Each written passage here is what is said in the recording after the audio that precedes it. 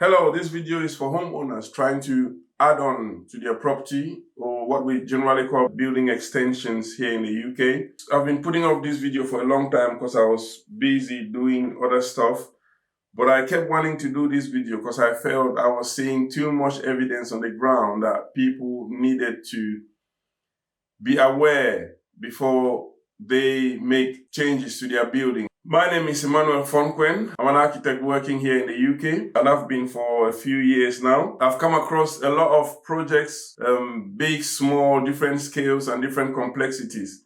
The funny thing is, one of the projects that I've seen that gives headache to clients are smaller ones, the home extension ones. You know, people get into these projects ignoring what it takes to carry on a building project.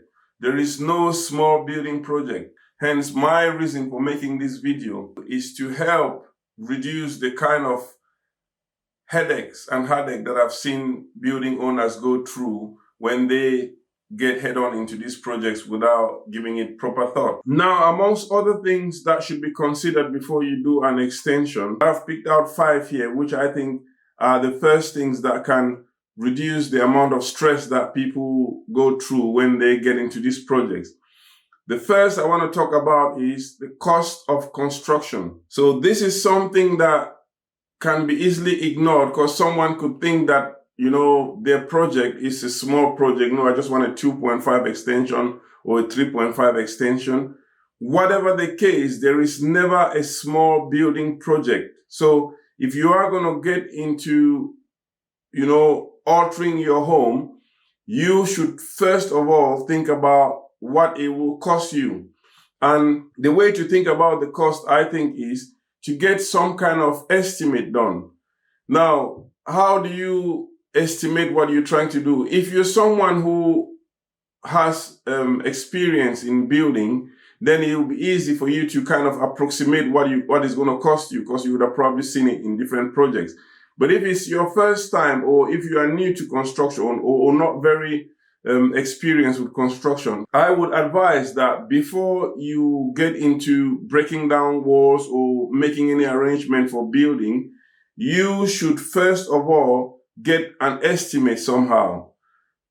There are different ways of getting an estimate. You could go on the internet and see, you know, find out the cost per square meter of construction in wherever area you are. For example, if you're anywhere in London or Greater London, the cost per square meter can be between, you know, from £2,000 to £2,500, depending on your finish.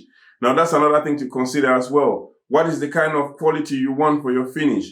If you are looking to increase your home, the size of your home, or if you're looking to make an add-on because you want to sell the property, you want to increase the value and sell, then you have to think, if it's a property that it's in an area where you need the finishes to be quite luxurious, then obviously the cost of production is going to be higher. If it's in an area where, or if you are extending just for family reasons and all that, you have to consider all that. Depending on the type of finish you want, it's going to be relative to how the cost is going to be estimated. To get your cost right, if you are not used to building, I would advise that you get some kind of consultant, some kind of professional in.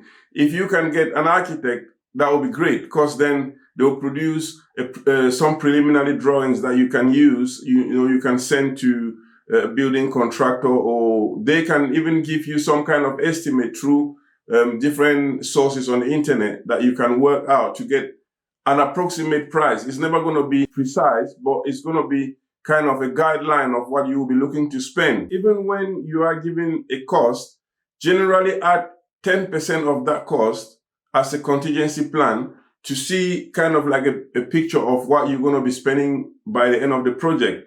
So cost should be the first thing that you should think about before you get into any project, no matter the size. It's never that straightforward when it comes to cost of construction, because there are going to be things that are going to come up that were unplanned, you know.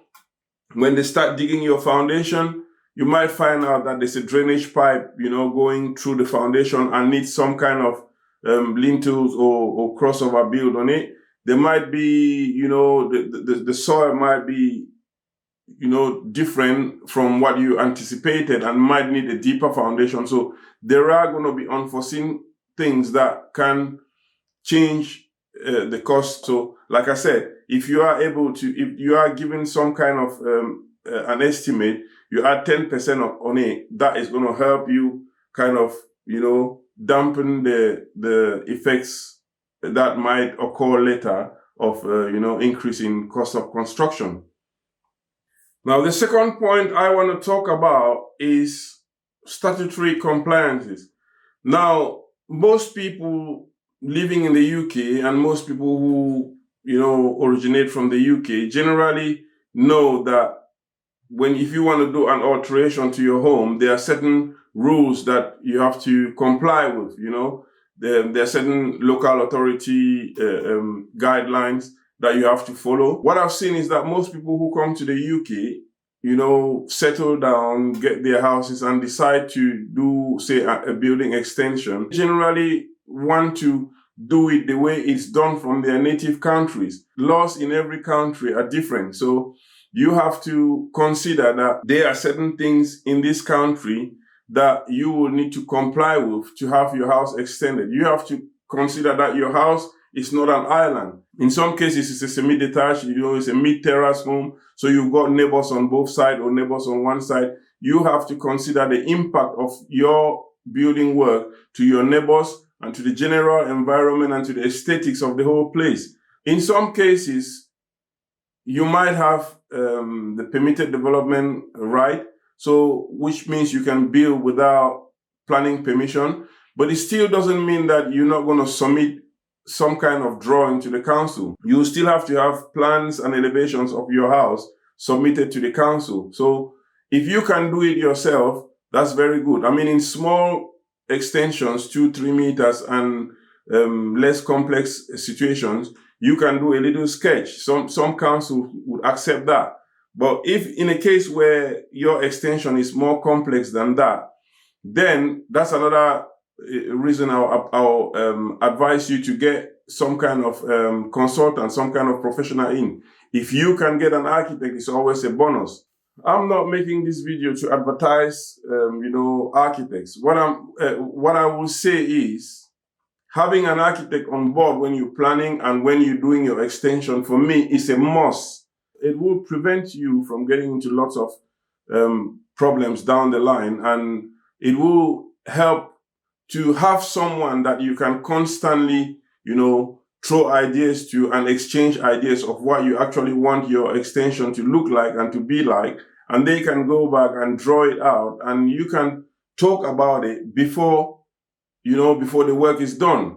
Because planning is one thing that would save you more than what you will pay an architect, really. If it is an extension that needs planning application, then for me, you should see an architect. You should go to someone who can do your plans out, who can negotiate with the council. Because sometimes, in some cases, you plan to do an extension, it might be within the guidelines of needing a planning application, but for some reason, the council might not want you to extend in that area. So an architect will help negotiate these barriers for you and find out what the council is willing to allow and what they're not willing to allow, and find a meeting point that can still allow you to have a good extension, a good quality extension, and increase the value of your house if that's what you're looking for. You also have to think, because